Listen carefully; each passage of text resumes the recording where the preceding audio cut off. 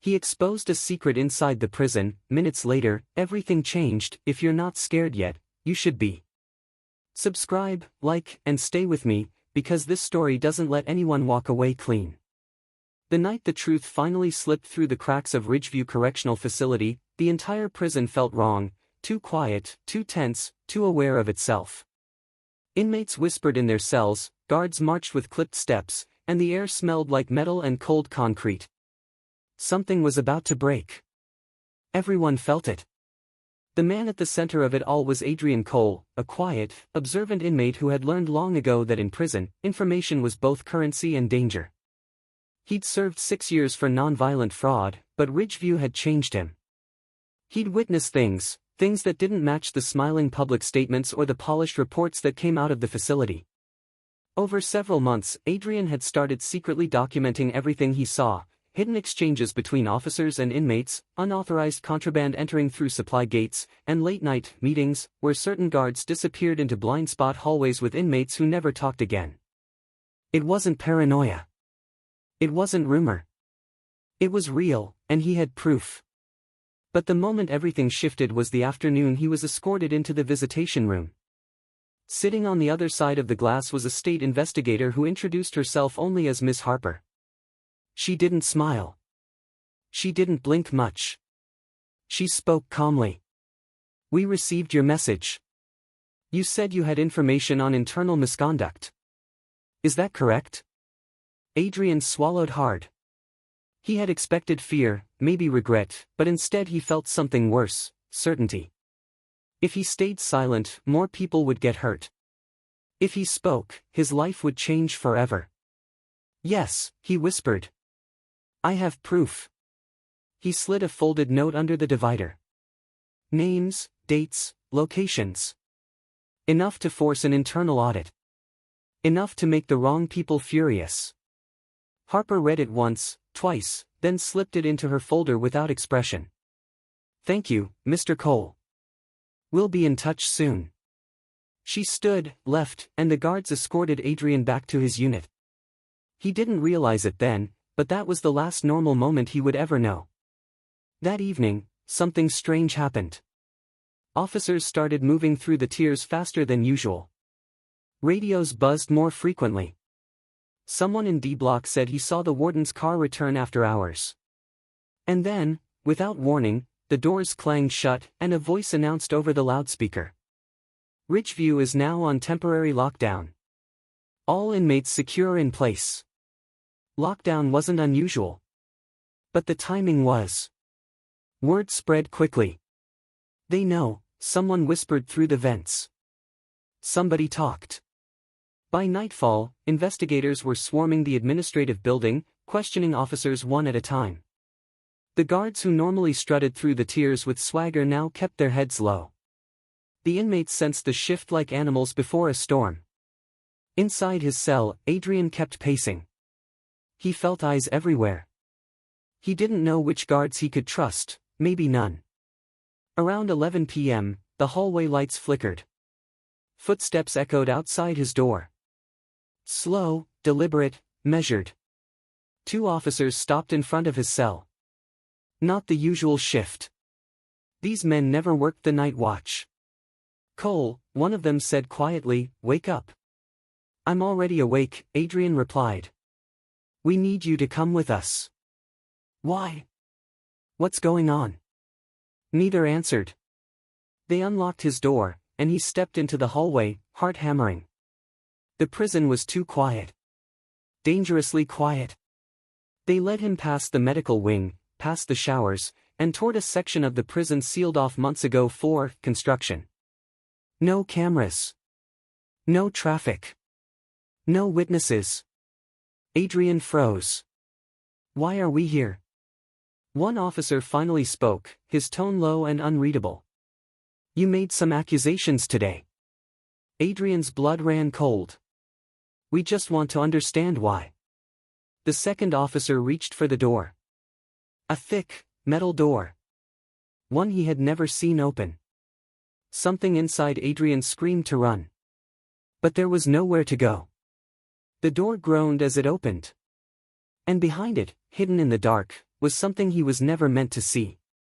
Something that explained everything. Something that changed the entire investigation. Something that made Adrian realize he had been targeted long before he ever spoke up.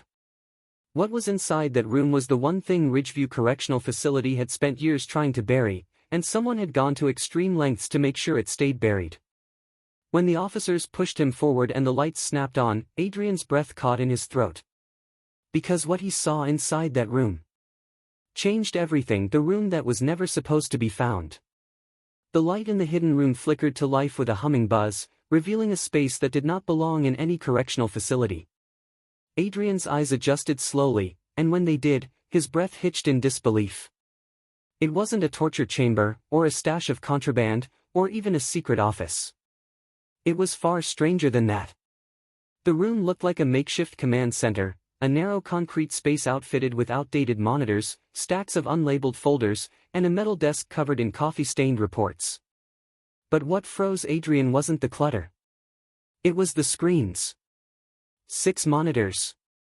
All displaying footage from angles that didn't exist on the official prison map. Blind spots. Private meetings. Hallways that were supposed to be unwatched. And then, worse, feed from inside inmate cells, including his. Adrian shook his head. This is illegal. You can't monitor inmates this way. One of the officers shrugged. Depends on who's watching. On one screen, a guard passed a package through a laundry chute to an inmate from B block. On another, 2 officers shared a conversation in a camera-free maintenance hall, except now Adrian could see it had never been free of cameras at all. A third screen showed a group of inmates receiving contraband cell phones. Every feed, every angle, every incident was documented. This wasn't surveillance for safety. This was surveillance for control. The second officer stepped forward, his voice low. You understand now why your little conversation today became a problem. Adrian felt his stomach twist. They didn't bring him here to scare him. They brought him here to decide what to do with him. Before he could respond, the door behind them suddenly swung open. Enough. The warden stepped inside, Warden Beckett, a man with the kind of calm face that made him difficult to read. His uniform was pristine, his posture perfect, his eyes cold. Return him to his cell, Beckett ordered. The officers hesitated, exchanging glances. Beckett rarely appeared unannounced. Something was off. But sir, one officer protested, he already. I said return him, Beckett snapped. The officers backed away immediately. Adrian stared at the warden, confused. Beckett approached him slowly. Mr. Cole, you have caused more chaos in one day than this facility has seen in a year. I told the truth, Adrian said. You have officers running illegal operations in your prison. Beckett's expression didn't change. Truth, he repeated quietly, is a dangerous word here. He gestured around the room. Everything you see is part of an ongoing investigation. Adrian frowned. Investigation by who? Beckett's eyes hardened. Above your pay grade. It was a lie. Adrian felt it immediately. Nothing about this room looked official, no badges, no labels, no authorization stamps. It was a hidden power structure, built to protect the people benefiting from it. But before he could say another word, Beckett leaned closer. His voice dropped to a whisper. You are not the first inmate to come forward, but you may be the last who gets a second chance. Adrian's pulse spiked. What does that mean? Beckett didn't answer. He simply motioned toward the hallway. The officers grabbed Adrian's arms and escorted him back toward the main corridor. But then, just as they reached the door, everything changed again. The prison alarms erupted. Red lights flashed. A voice boomed over the intercom. Emergency lockdown. All staff report to your designated stations. Repeat, emergency lockdown. The officers froze. What now? One muttered. Adrian didn't dare breathe. The answer came seconds later, echoing through the corridor. There's been an incident in the administrative wing. The officers exchanged pale glances, then rushed out, leaving Adrian alone and handcuffed. A door slammed in the distance. Boots thundered past. Something big had happened, something they weren't expecting. And then, from down the hall, Adrian heard it. A panicked guard shouting into his radio, "We found her. Investigator Harper, she's unconscious. Somebody took her files." Every hair on Adrian's arms stood up. They weren't just covering up corruption. They were hunting down anyone who knew the truth. And now, Harper was down, and Adrian was next. The truth no one was supposed to survive. The moment Adrian heard Investigator Harper's name echo down the corridor, something inside him snapped. Whatever he thought he understood about Ridgeview Correctional Facility was only the surface. Now the real danger was out in the open. The guards who had dragged him around moments earlier sprinted past without even looking at him. The entire prison had descended into a storm of movement, officers yelling orders, radios crackling non-stop, and the red emergency lights washing everything in a frantic glow. Adrian stayed still, listening, thinking, calculating. He had one advantage now: chaos. If they had attacked Harper, it meant someone on the inside felt threatened. And if they felt threatened, Adrian wasn't safe for even one more minute. He spotted an emergency maintenance door the officers had forgotten to lock. His heart pounded as he slipped inside. Pipes lined the ceiling, steam pooled on the floor, and every sound echoed like a warning. He followed the narrow tunnel until a soft voice whispered from the shadows. "Cole." He jumped back. A figure emerged, thin, sharp-eyed, wearing an orange jumpsuit. It was Mason Laird, an inmate known for keeping his ear to every wall in the prison. Quiet, unnoticed, invisible. "You're in deep trouble," Mason said. "Half the guards think you talked. The other half think you're holding something." Adrian swallowed. "I don't have anything but the truth." "That's enough to get you buried." Mason motioned for him to follow, leading him deeper into the maze of maintenance tunnels. Voices echoed overhead, boots rushing, keys jingling, radios buzzing with static. Ridgeview was eating itself alive. "What happened to Harper?" Adrian asked. Mason shook his head. "Word is, someone intercepted her before she made it out.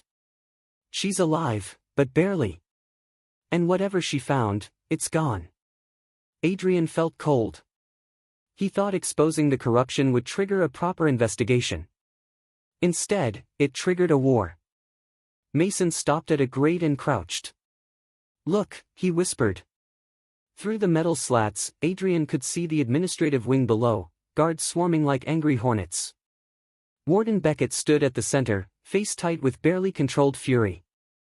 "This is your fault," Mason murmured. "They're panicking because the wrong secret slipped out." Adrian gritted his teeth. "What secret?" Mason took a slow breath, eyes locked on the chaos below. "Contraband wasn't the issue. Payoffs weren't the issue. What you stumbled into today," he nodded toward the direction of the hidden surveillance room. "That room is part of a private monitoring network. Off the books. Off the grid. Select guards and administrators sold live access to certain feeds." Adrian froze. "Sold, to who?" "People who had money," Mason said. "People who wanted to watch inmates, negotiate with them, control them, even blackmail officers." Adrian felt sick. So Harper found out. And someone made sure she wouldn't leave with the evidence. A loud crash echoed from the hallway. Mason stiffened. "We're out of time." He guided Adrian through the tunnels until they reached a rusted staircase leading up into a storage room. When they emerged, the prison was darker, quieter, but the tension was worse. The lockdown was now total. Mason grabbed Adrian's wrist. "You want out of this alive? You need proof. Real proof." Adrian's mind raced. "The surveillance room." Mason nodded. "If you can pull the hard drive, you'll expose everything."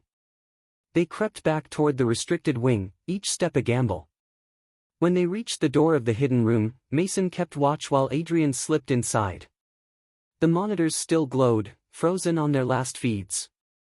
Adrian yanked open drawers, searching through stacks of paperwork until he found it, a small black hard drive taped beneath the desk. His hand trembled as he ripped it free. Suddenly, the door slammed behind him. Adrian spun around. Warden Beckett stood there, alone, his eyes cold enough to freeze bone. "You should have left this alone." Adrian held the drive tightly. "You can't bury this." Beckett stepped forward slowly. "I already have. Every time." For a moment, the room was silent except for the hum of outdated monitors and Adrian's pounding heartbeat. Then, shouts erupted from the hallway. "Beckett! Step away from him!" Officers flooded in, the real investigators, wearing state-issued badges Adrian had never seen before. Beckett didn't move. For the first time, he looked trapped. Two officers restrained him while another approached Adrian carefully. "Mr. Cole, thank you. We've been trying to uncover this for months." Adrian stared at the drive in his hand, stunned. "What happens now?" he asked. The investigator took a slow breath. "Now? This prison changes forever." 3 months later, Ridgeview Correctional Facility looked nothing like it once did. Staff had been replaced.